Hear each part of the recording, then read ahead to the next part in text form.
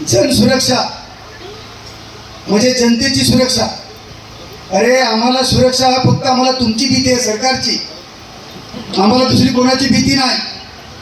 आम्हाला सरकारची भीती आहे.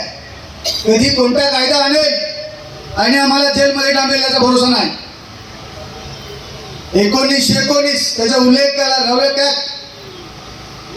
हे अशा प्रकारचा ब्रिटिशांनी कायदा आणला होता. आणि ब्रिटिशांनी असा कायदा आणला की कोणी आमच्या विरोधात बोललं की त्याला जेलमध्ये. आणि याच्या विरोधामध्ये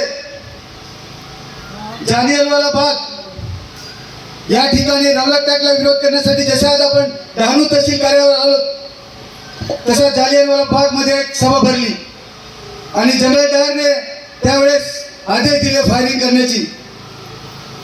आणि त्यावेळेस तो जालियनवाला बाग पूर्ण रक्ताने बंबाळ झाला होता, माती पूर्ण लाल झाली होती.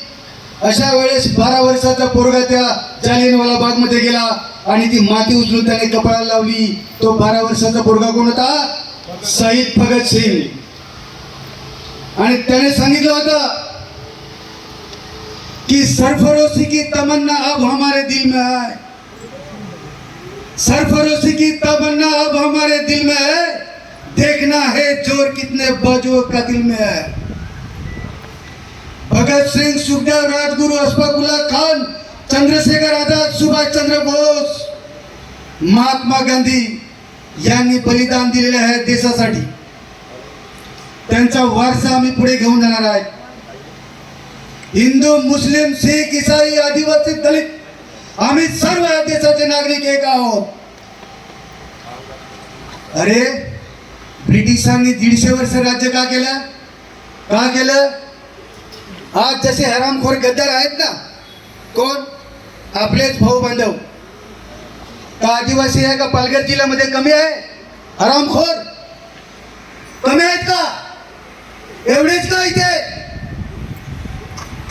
सर्व जाती धर्माचे लोक कमी आहेत का?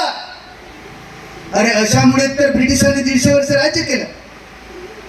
आज जर हाक दिली होती ह्या जनसुरक्षा विधेयक कायद्याच्या विरोधात, जर हाक दिली होती, आज सोशल मीडिया किती फास्ट आहे. अमेरिकेत काय घडलं आपण मिनिटात तिथे बघतो.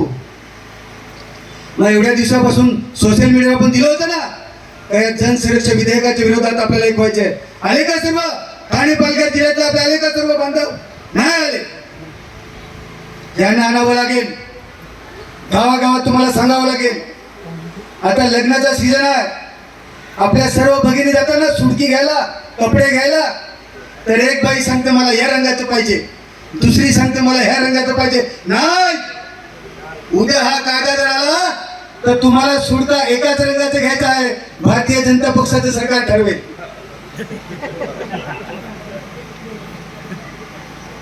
हा पिवळा घ्यायचं असल्याने पिवळाच घ्या.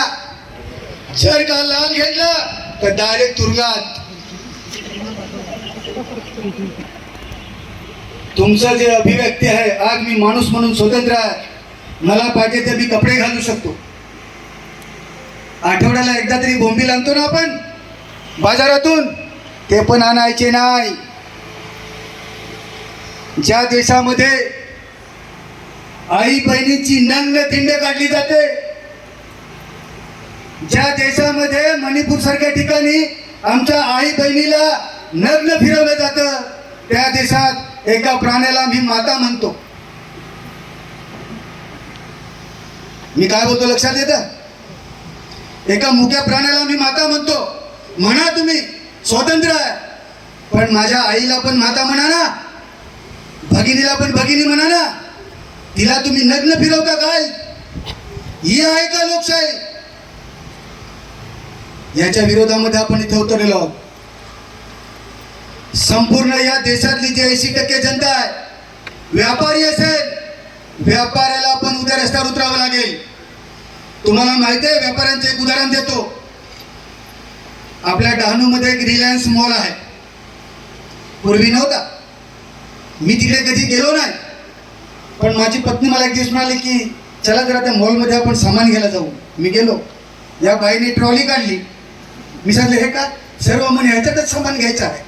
सांगितलं चल, हे उचल त्याच्यात टाक, ते उचल त्याच्यात टाक. अगं सर्व सामान एका दुकानातून घेतलंस तर माझा व्यापारी बांधव कसा काय जगेल? डाळ पण तू एका ठिकाणी घेतली, सर्व एका ठिकाणी घेतलं तर माझा व्यापारी बांधव कसा काय जगेल? त्याचं दुकान कसं काय चालेल? चाललं पाहिजे का नाही व्यापाराचं दुकान? सर्वांच्या दुकानातून प्रत्येक वस्तू घेतली पाहिजे, तो पैसा फिरता राहील. परंतु व्यापारी पण आम्ही जेव्हा मोर्चा घेऊन निघतो तो व्यापारी सांगतो कशाला निघाले? अरे कशाला निघालो? का तुम्हाला वाचवायला निघालो आम्ही? तुमच्यासाठी पण आम्ही लढतो. परवाच्या दिवशी मुंबईमध्ये आमचे जैन समाजाचे बांधव आहेत, त्यांचं मंदिर तोडलं. जैन समाजाचे बांधव आहेत, विधानसभा सदस्य मंत्री महोदय मंगलप्रभात लोढा त्यांचं नेतृत्व केलं. तो मोर्चा मी पाहिला युट्यूबवर. सर्व आमचे जैन बांधव, सर्व जैन भगिनी आणि सर्व मुलासहित रस्त्यावर उतरलेले आहेत. हा आमचा हक्क आहे.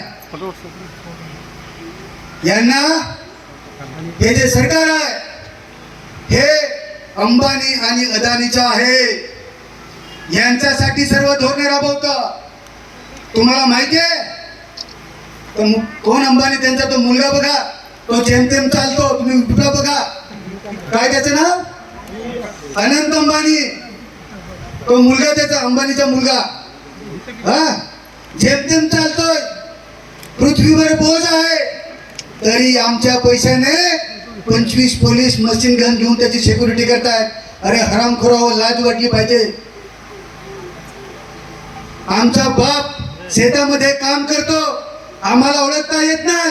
त्याचं पोट आणि त्याची पाठ एकच दिसते.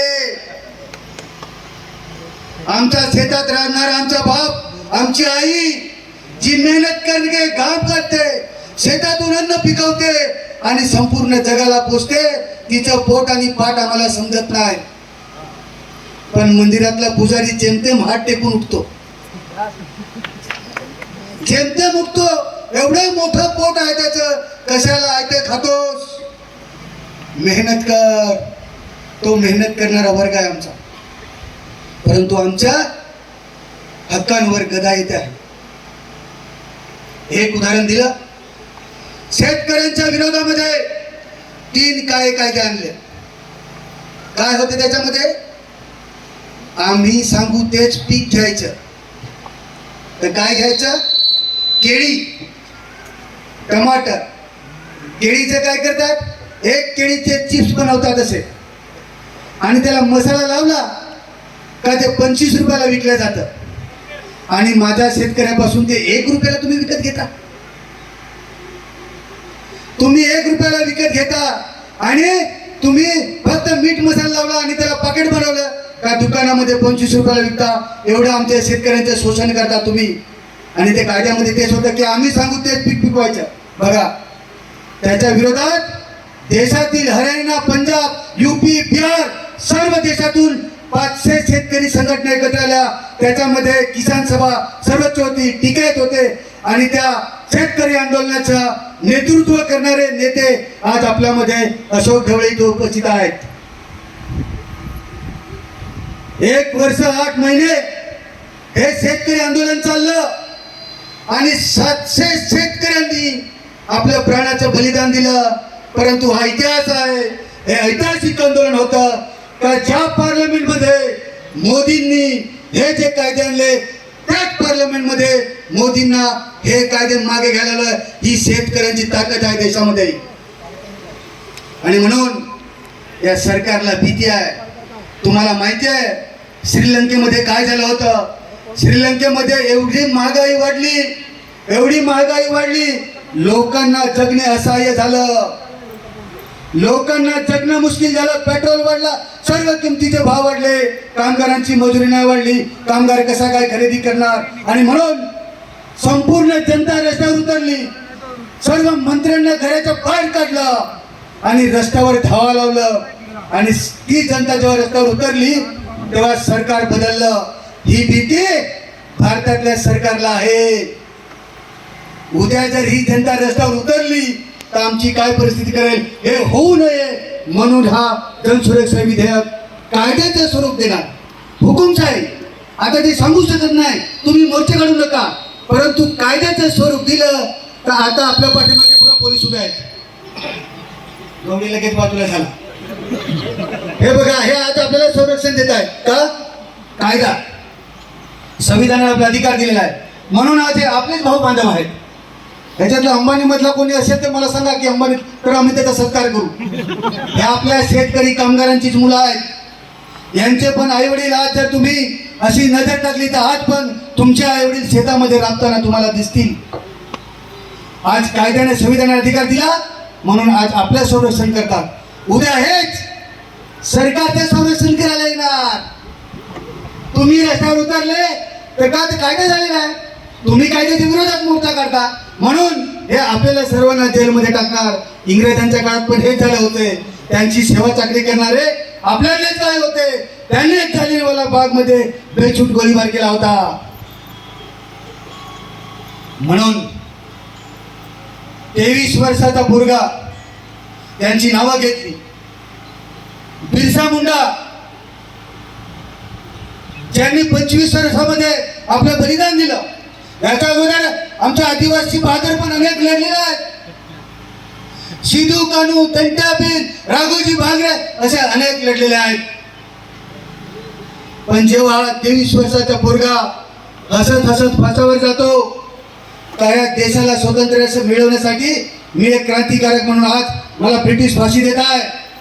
जेव्हा भगतसिंगाने त्यांची आई भेटायला गेली तेव्हा भगतसिंगाने त्यांच्या आईला सांगितलं का ज्या दिवशी मला फाशी देतील त्या दिवशी तू येऊ नको.